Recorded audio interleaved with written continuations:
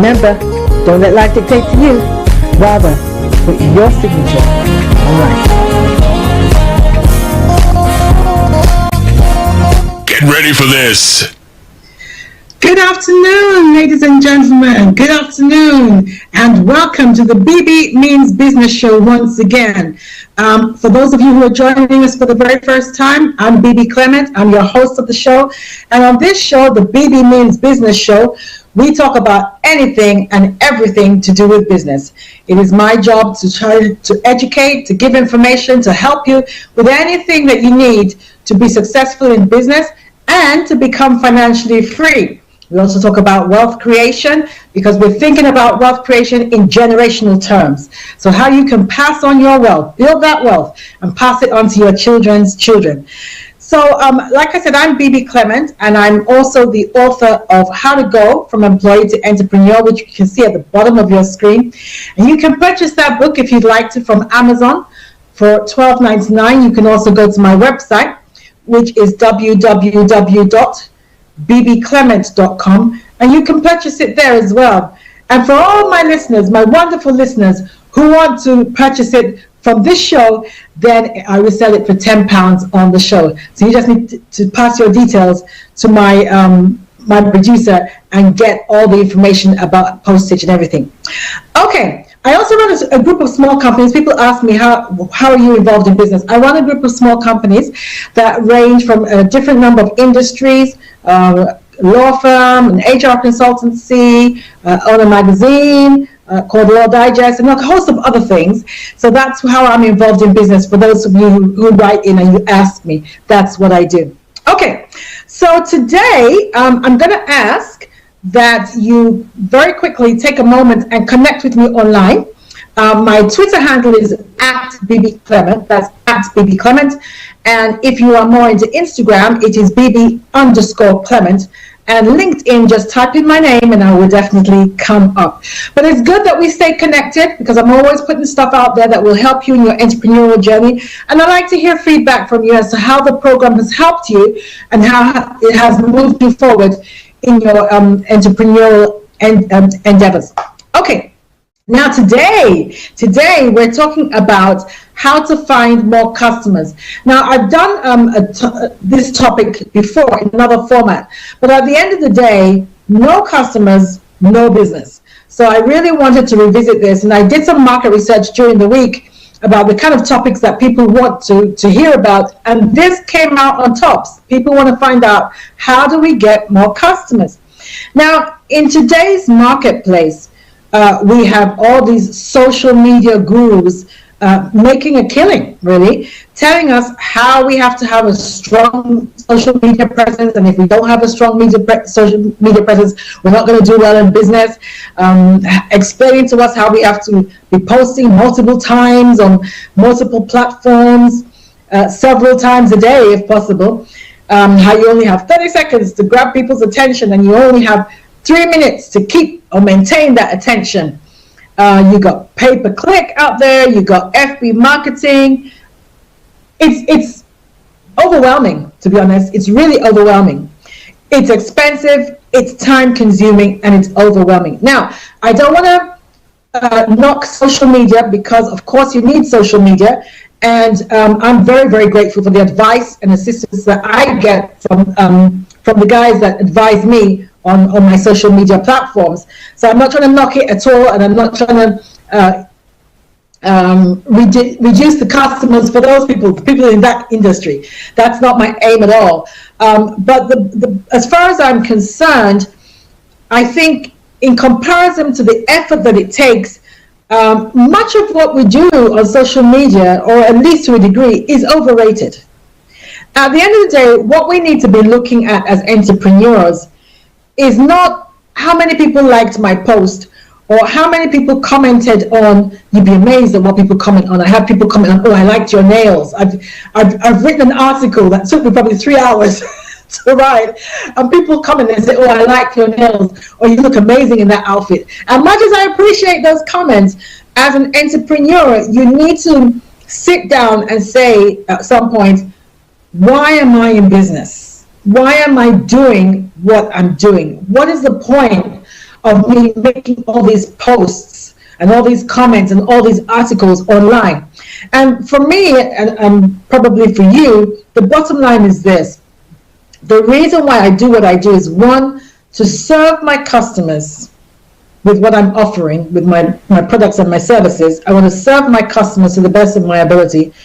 And also, I want to make a profit from the service I offer. Guys, it sounds very modest, nice and modest when people say, oh, I just want to serve people. Yeah, that's great, but just serving people for the sake of serving people doesn't pay the mortgage. And at the end of the day, I'm a businesswoman. I am not a charity.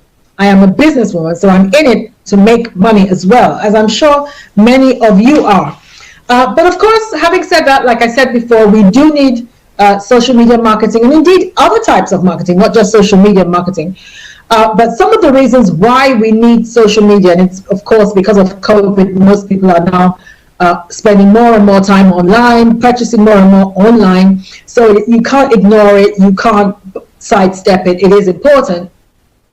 So some of the reasons why we need it: one, you need to stay in the consciousness of both your clients, clients who are both real or existing clients and potential clients. You need to stay in their consciousness. You need to occupy that space in their mind such that when they think of or they have a need in an area that you operate in, your name is one of the first names that occurs to them. So you need to constantly stay in their consciousness.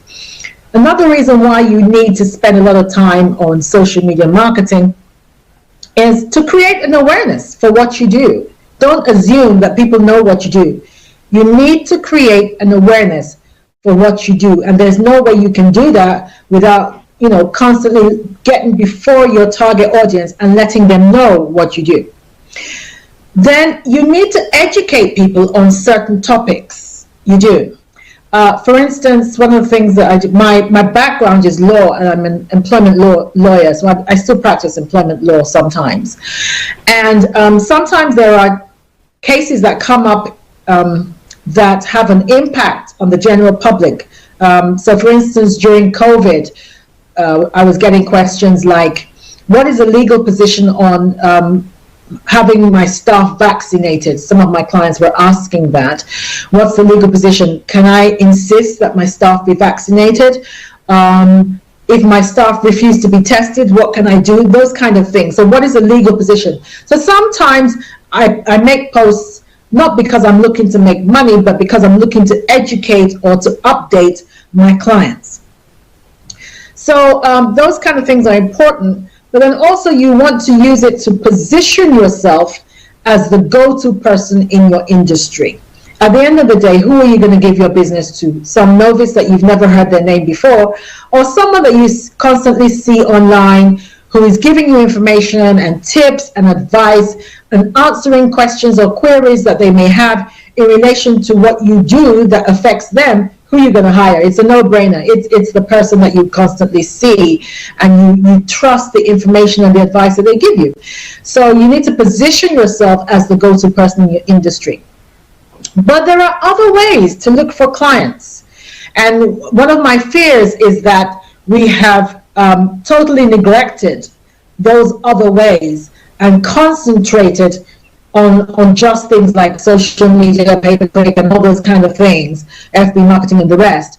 And at the end of the day, you need to analyze how much of this is converting.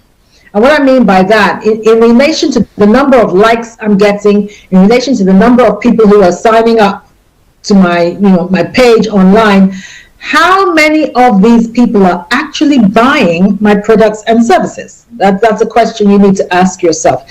So one of the, I don't want to say advantages, but one of the things that has happened because of Corona is we, as entrepreneurs, we have been forced to go back to basics, to look at things that we have previously thought or been told were antiquated, and nobody was doing that anymore. We've actually been forced to go back to those things and dust them off, perhaps put a new glaze on them in relation to marketing and start again. For instance, they say that there was a massive increase, there's been a massive increase in the last 1 year in people reading their local newspaper.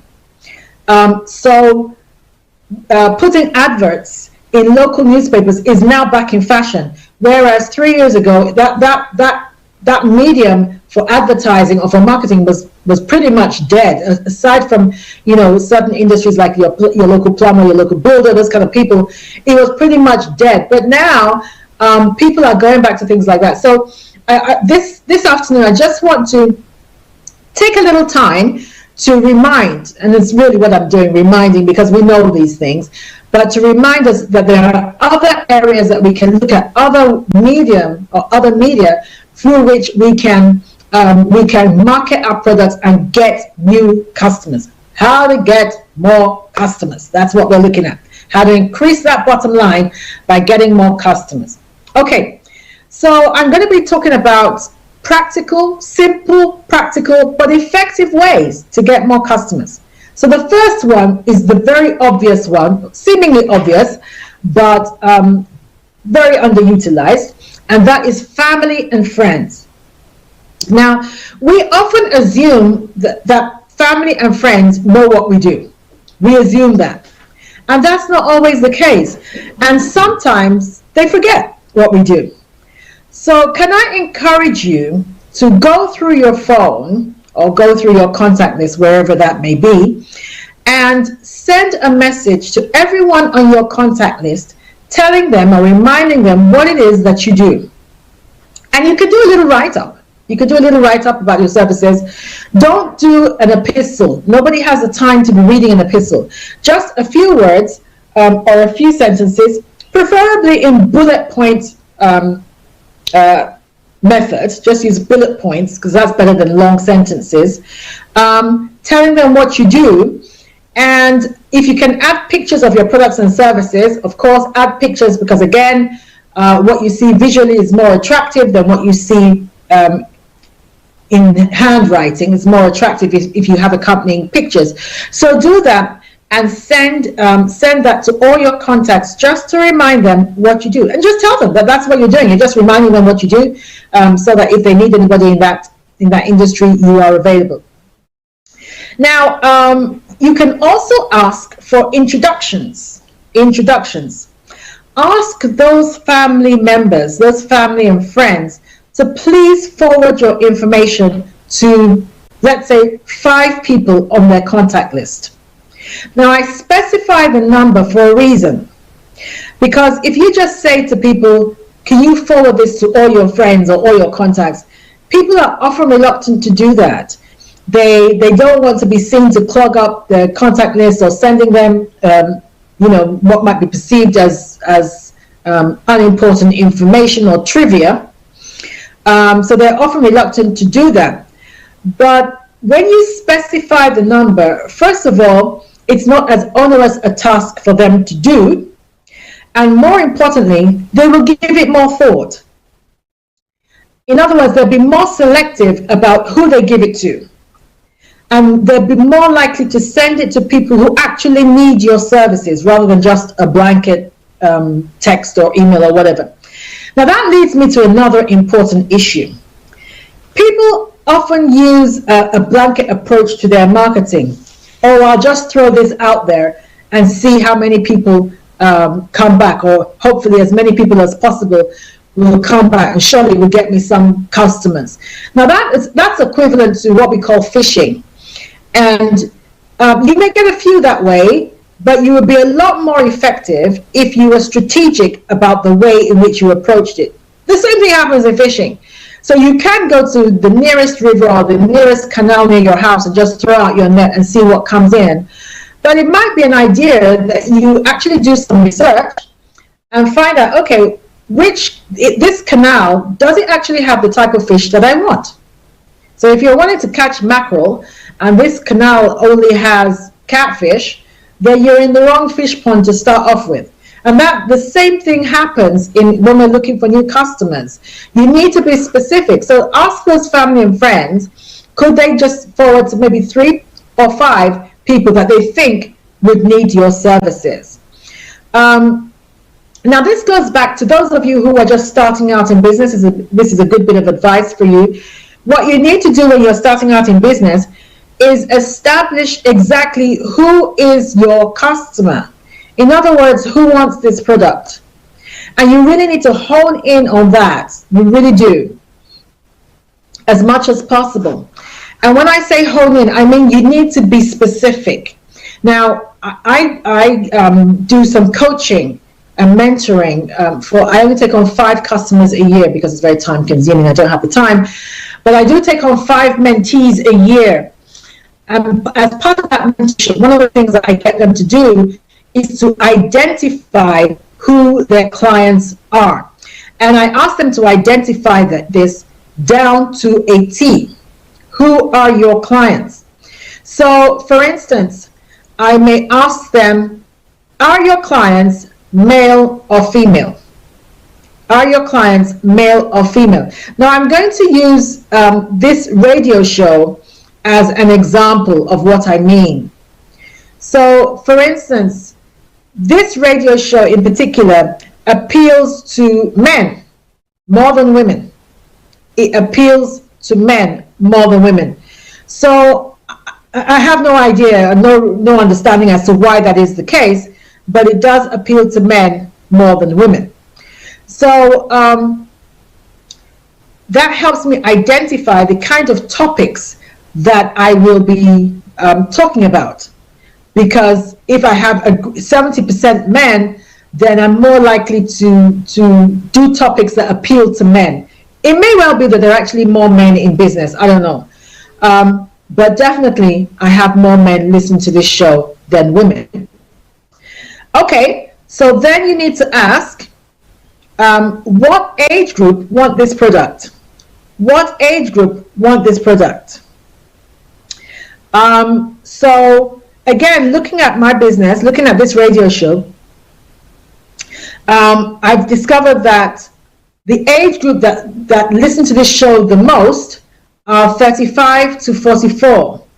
35 to 44. So again, that helps me identify what topics to speak about. I've identified that demographic. What topics should I speak about that appeal to that age group? So you need to be doing the same. What sex are they? And what age group are they? This is kind of need to be looking at. What do they do? What do they do? So once you've identified that these are my customers, what exactly do those customers do? What exactly do those customers do? So these are the kind of things that you need to be looking at. What do my customers do? Now this is important. What are their interests? Their social financial bracket. For instance,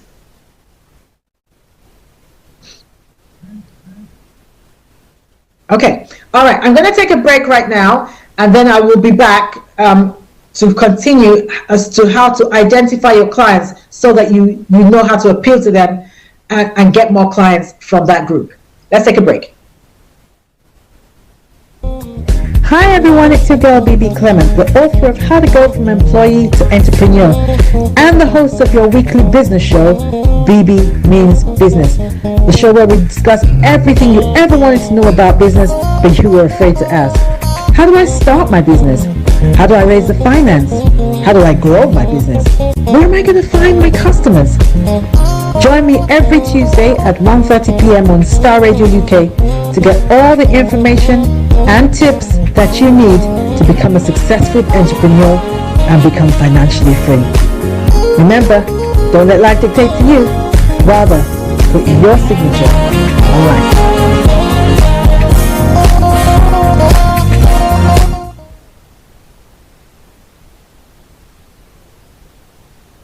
Get ready for this. Hi everyone, it's your girl Bebe Clement, the author of How to Go From Employee to Entrepreneur and the host of your weekly business show, Bebe Means Business, the show where we discuss everything you ever wanted to know about business but you were afraid to ask. How do I start my business? How do I raise the finance? How do I grow my business? Where am I going to find my customers? Join me every Tuesday at 1:30 p.m. on Starr Radio UK to get all the information and tips that you need to become a successful entrepreneur and become financially free. Remember, don't let life dictate to you. Rather, put your signature on life. Get ready for this. Okay, ladies and gentlemen. And welcome back to the Bebe Means Business Show. I understand that just before the break, we had some problems with the connection. I hope that's been rectified now. But if we do have further problems, I'm just going to take a break so that I can reconnect, if that's okay. So just before the break, I was discussing how to identify your clients, and it's important that you hone down to specifics as to what your clients or your potential clients look like. And I was using this radio show as an example. One of the things that I've discovered from this radio show is that this show appeals more to men than to women. I usually have between 65 to 75% men listen to this show. So that informs me as an entrepreneur or the host of the show what I need to be speaking about. I need to be speaking about topics that connect with men. I'm not saying I'm ignoring women, but since it's mostly men, and I don't know why that is, perhaps there are more men in business, I don't know. But the topics that I will be informed by that information, and the topics I will choose will be topics that will appeal mostly to men. Also, as regards age, what kind of age group are you looking at? Again, looking at this radio show, it appeals mostly to men who are between the age of 35 to 44. So again, that has an impact. It has an impact on what I will discuss, the way I will discuss it, the examples that I will give, all those kind of things. Even the way I would be dressed will be informed by that statistic. And this is what you need to be doing. You need to be doing market research into who your clients are before you even start approaching them, who your clients are. And that information will show you how to market your products. What do your clients do, or your potential clients do? What are their interests? What's their social and financial bracket? For instance, are they middle class or are they working class?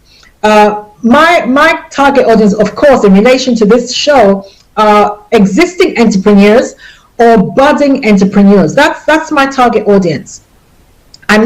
This show is not for people who are just, sauntering through life. On the contrary, this program is for people who are up and doing and are serious about their business and just need as much help as possible to get to where they want to go. That's what this show is for.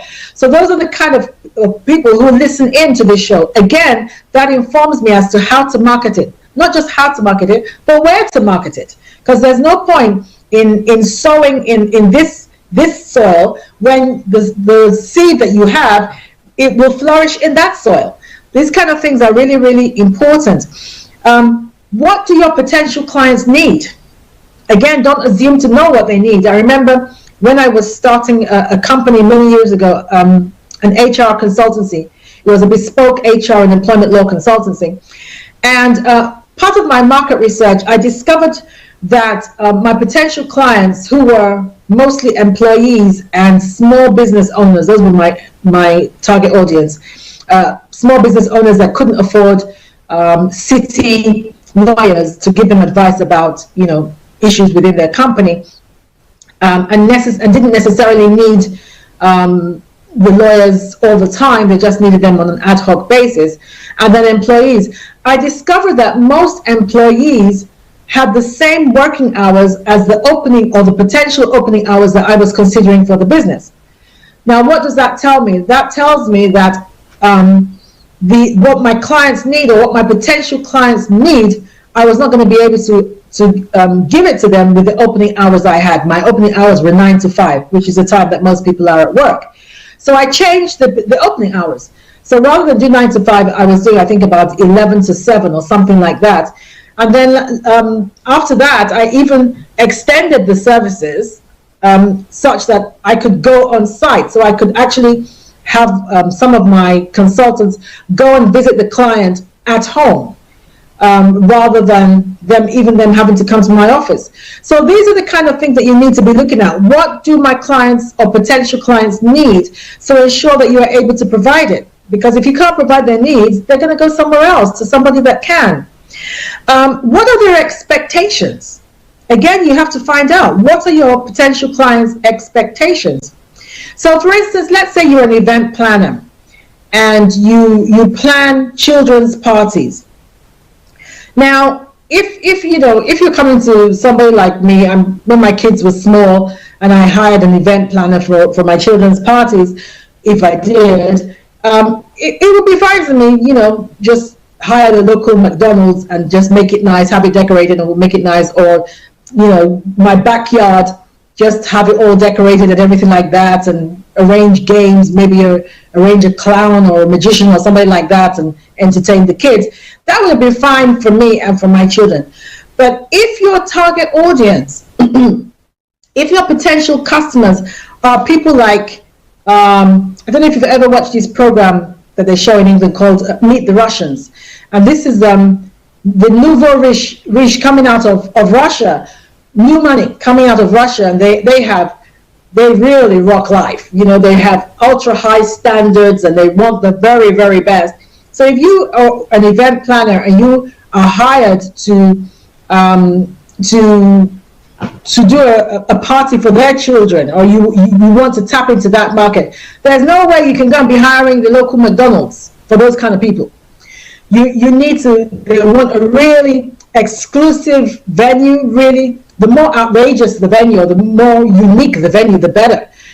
Even if little Tommy is just 3 and has no idea what's going on, they don't care. And then they want a theme.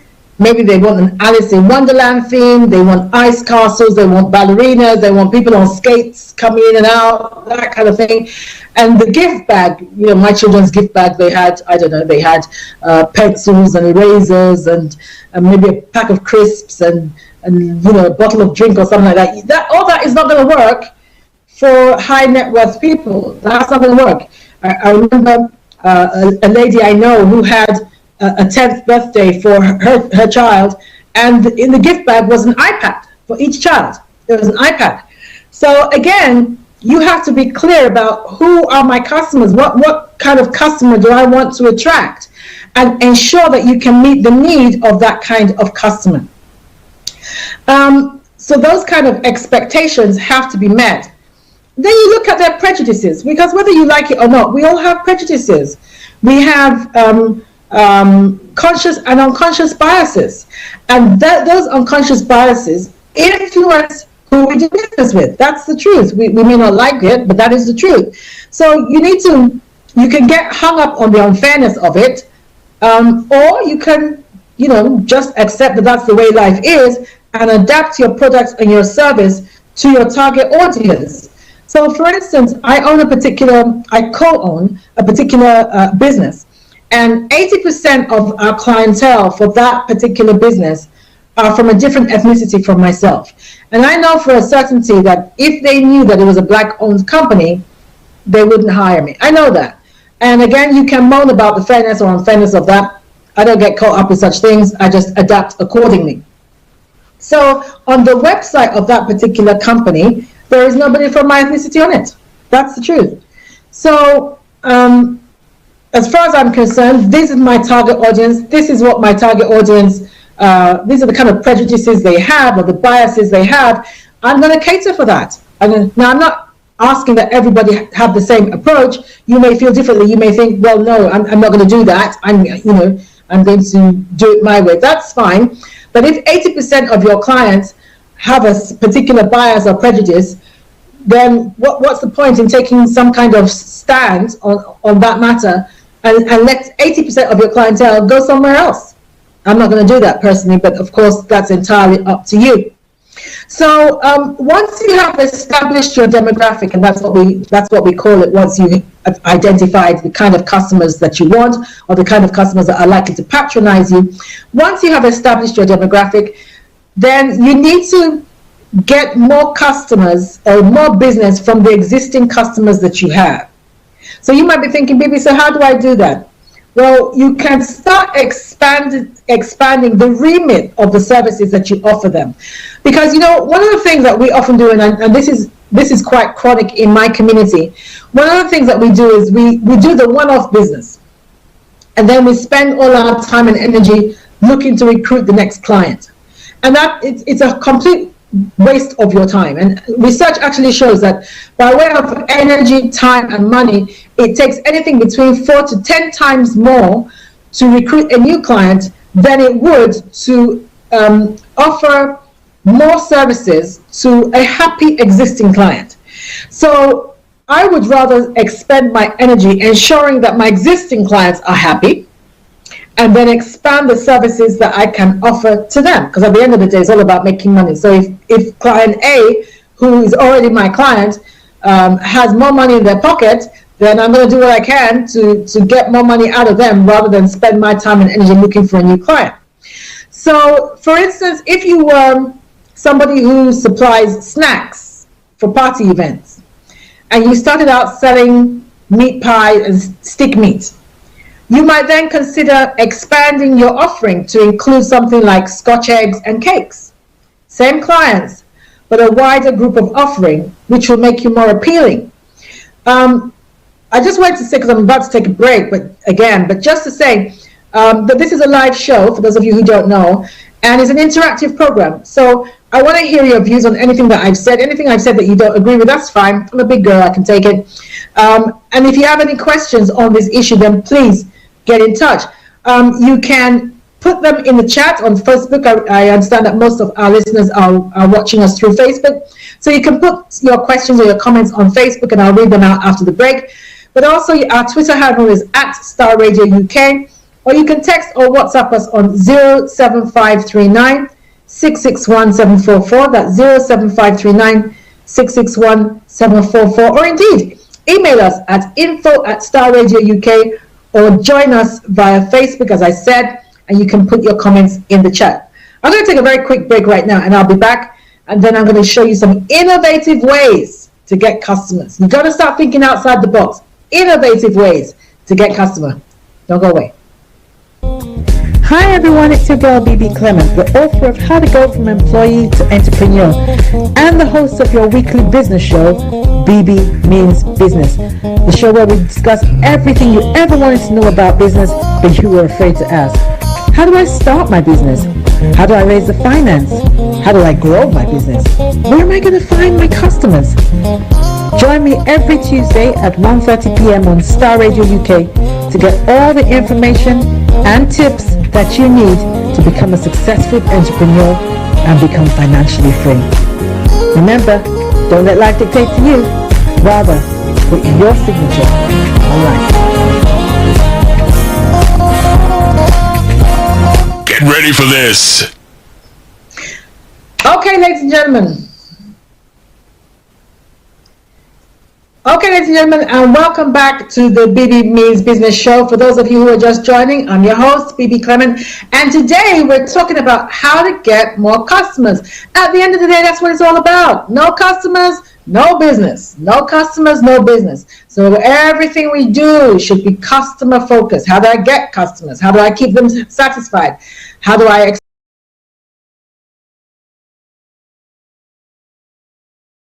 the services that I'm offering them? That's what it's about. So I want to give you a couple of stories, actually, little anecdotes that hopefully will get your creative juices flowing as to how you can get more customers. All right, so I'll tell you my own personal story, which I highlight in my book, How to Go from Employee to Entrepreneur. When I was about to start the business I was speaking about prior to the break, which was my HR and stroke employment law consultancy, I didn't know how I was going to get customers. So I thought, okay, what I'll do is I will go to my local neighborhood and just walk into every company, every small company that I see, because that's what I was aiming at, small businesses. I wasn't looking to go to Canary Wharf for the big boys. I wanted the small customer, the small business owner. So I said, okay, I'm going to take a walk through my neighborhood and just walk through the door and let them know. Okay, we have a caller. Okay. Hello, caller.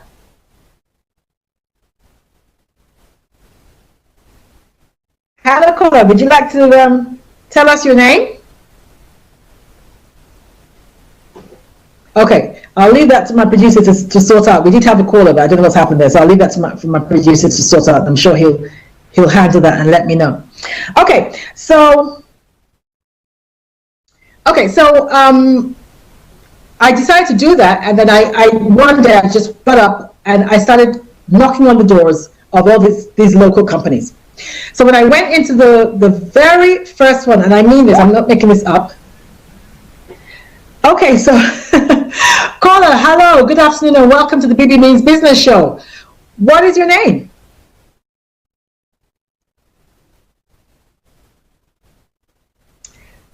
Okay, unfortunately, I can't hear you. Can you tell me what your name is?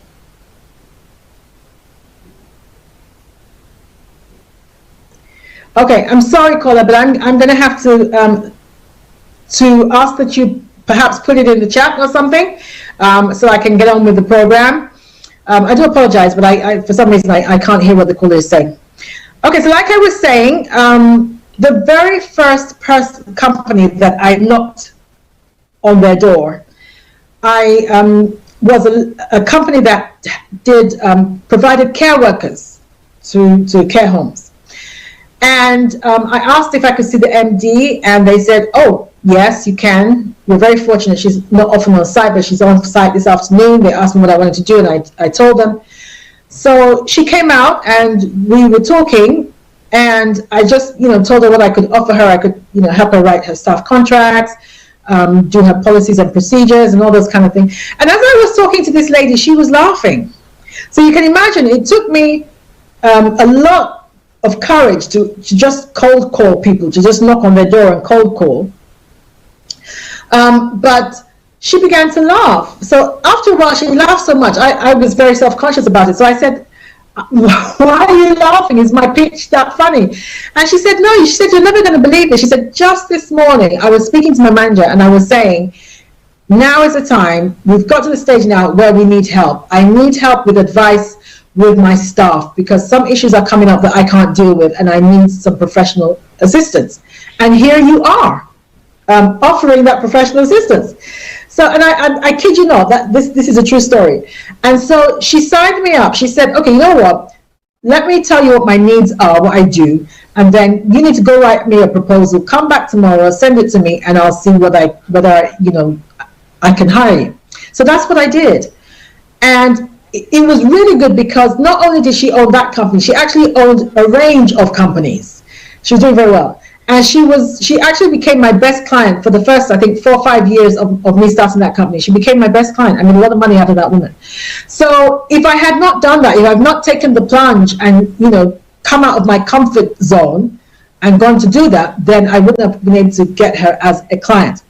Not sure where we are with the lady or the person online who called in. Is there any other way in which she can contact us rather than this way? If my producer would kindly just get her details and then find out what her query is and then pass it to me, then I can answer the question. All right. Okay. So I just want to share another story about how a friend of mine, I love this story, how a friend of mine found clients. And there were 2 things that happened. The first one was he was about to start a magazine in Nigeria, and he had it in his mind, and this is why it's important that you identify who your client is going to be. He had it in his mind that he wanted to have a business magazine for very high net worth individuals. That's what he wanted. So he identified his demographic, and that was who he was going after. The only problem was he didn't know any high net worth individual business people in Nigeria. So what he did as part of his market research, and again, this is why market research is very, very important. As part of his market research, he discovered that there was a particular social club that the kind of people that he was looking for were members of. It was a very exclusive social club. The membership fee ran into millions. And that's where most of the people that he was trying to hire, where they hung out. but he didn't know anybody there. So fortunately for him, he later discovered an old classmate who was a member of this club. And that one said, okay, you know what? I will try and get you an introduction into the club so you can come in as my guest. So that's what he did. So he went in as the guy's guest. And then what he did was he then made friends with a few of the bartenders. And then he actually put some of the bartenders on his payroll. Now their job was to take samples of the magazine and introduce it to the members. So the bartender, typically the bartender would come over to, let's say it's me, come over to Bebe with my drink, and then very casually drop the magazine and say, oh, Bebe, have you seen this new magazine? I just thought it might be of interest to you. So I'm sitting there in the club, I'm not doing anything, so I might as well be flipping through this magazine. And then later he would come back and say, oh, did you have a look at the magazine? And I'd say, yes. What did you think? And he would then feed back the comments from these people. He would feed back those comments to my friend. And so my friend began to fashion that magazine based on the comments that he received. Based on the comments that he received, he began to fashion the magazine. So that, again, feeding into their expectations and feeding into what they need. So once he'd done that, once he had a magazine that he felt catered for the needs of that particular people group, then what would happen was he would ask the bartender would let them know that, oh, Bebe comes in maybe the first Friday of every month. So my friend would make sure that he's at that club the first Friday of every month. And he'd be sitting at the bar, and then the bartender would come over and say, oh, Bebe, you know that magazine you saw the other day? The editor and publisher is sitting at the bar. Should I ask him to come over and say hi? Why not? I like the magazine. So he would then come over and introduce himself. And that was how he got to know a group of very high net worth clients who then became his customers.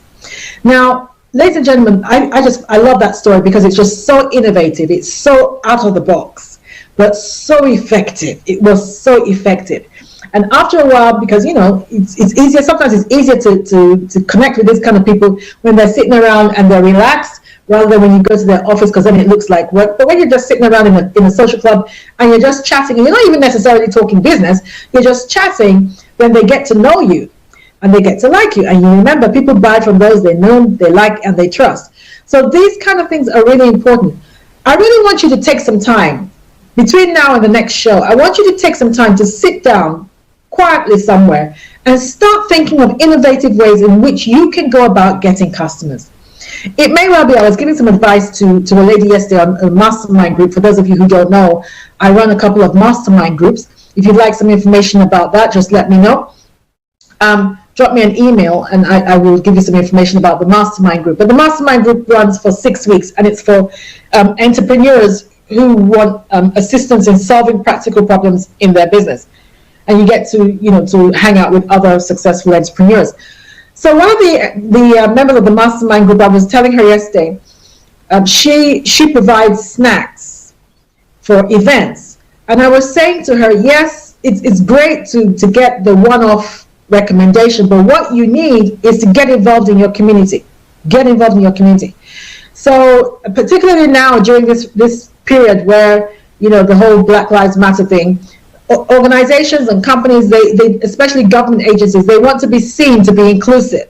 So this will be a good time for you to just ring up perhaps the HR section of your local authority and let them know that, okay, the next staff meeting, or some of them are preparing for the Christmas party since we're coming out of lockdown, and people are eager to have in-person events.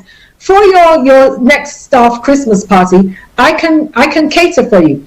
And I told her, be willing to do it for free. You have to pay your price. Everybody has to pay a price in business. You can't. It's not all about making money. You have to pay the price.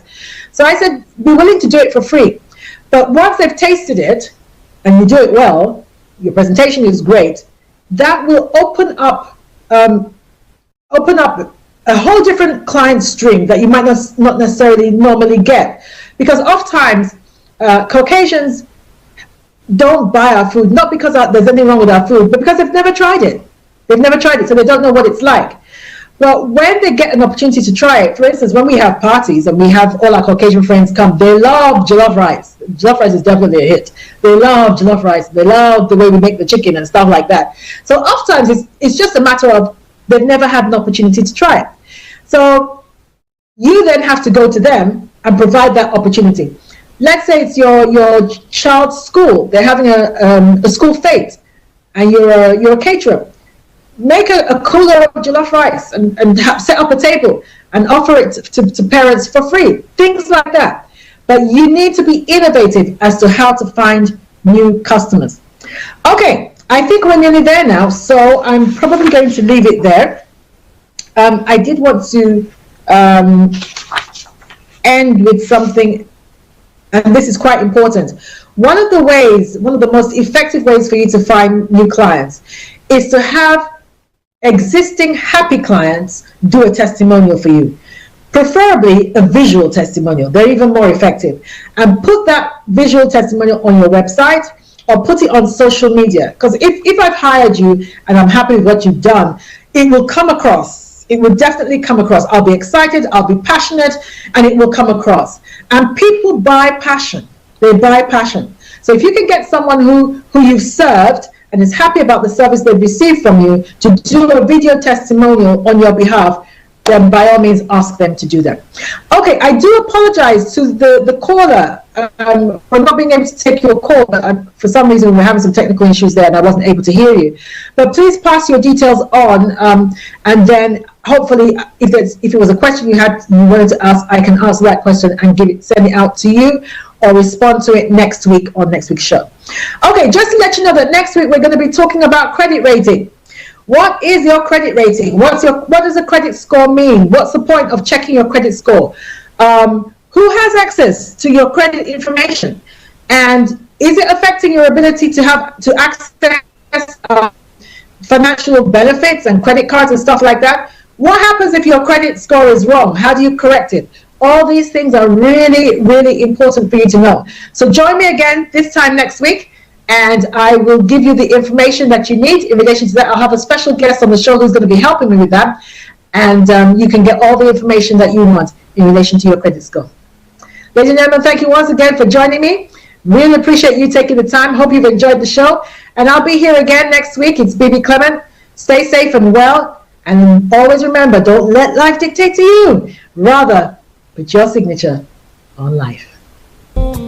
Hi everyone, it's your girl Bebe Clement, the author of How to Go from Employee to Entrepreneur and the host of your weekly business show, Bebe Means Business, the show where we discuss everything you ever wanted to know about business but you were afraid to ask. How do I start my business? How do I raise the finance? How do I grow my business? Where am I going to find my customers? Join me every Tuesday at 1:30 p.m. on Starr Radio UK to get all the information and tips that you need to become a successful entrepreneur and become financially free. Remember, don't let life dictate to you. Rather, put your signature on life.